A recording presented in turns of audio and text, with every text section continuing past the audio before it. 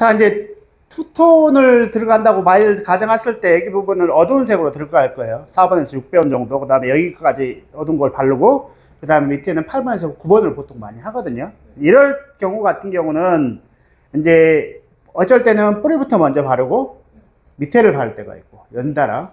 어쩔 때는 밑에를 먼저 바르고 뿌리 부분을 바를 때가 있어요. 두 개 저기가 있어요. 그거는 보통 이제 토닝에 뿌리 루트 섀도우를 한다는 개념으로 해서 접근할 때 방법이에요. 그리고 베이스가 그렇게 많이 밝게 안 들어가지잖아요. 그럴 때 뭐냐면 뿌리를 먼저 바르고 뿌리를 바르고 한 1, 2cm를 바르고 뿌리를 뭐 4번에서 6번 바르고 그 다음에 밑에를 바른다는 거는 뭐냐면 이 바르는 색깔의 오차가 밑에하고 보통 4레벨 이상 안 날 때 그런 방법을 써요. 근데 예를 들어서 여기가 뿌리를 1번을 바르고 밑에를 10번을 발라요. 그럼 오차가 굉장히 심하잖아요. 그죠? 그럴 때는 뿌리를 먼저 바르고 연달아서 연결시켜서 발라야 되면 여기가 연결되는 그 오버랩, 그러니까 내가 3cm를 발랐다고 가정했을 때 다시 그 1cm 정도 겹쳐서 발라줘야 되잖아요. 네. 거기 부분에 검정색이 뿌리가 내려와요.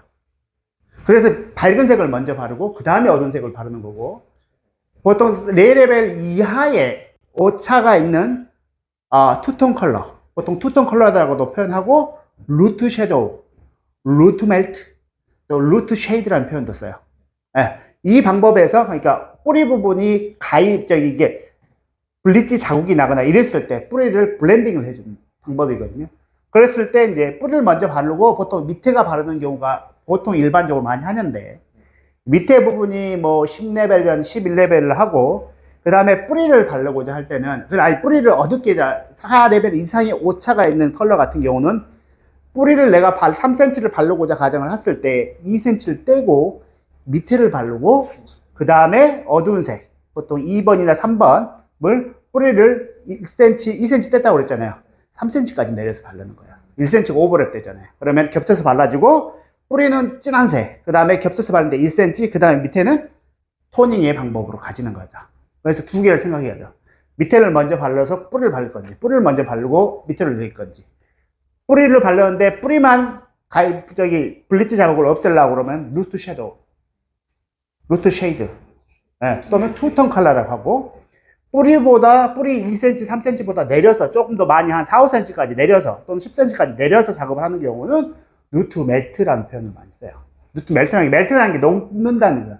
녹는 것처럼 이렇게 내려온다는 그런 표현인데, 영어는 중요하지 않아요. 영어는 아무 중요하지 않고 머리를 잘하는 게 중요하지.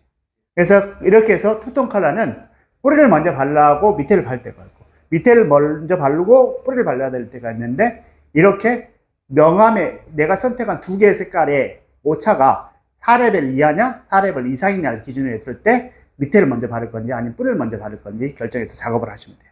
알겠죠? 예. 근데 오늘은 네 그렇게 해서 작업하고, 이거 따로 제가 저장을 해갖고 올릴 거니까 따로 끊을게요. 예.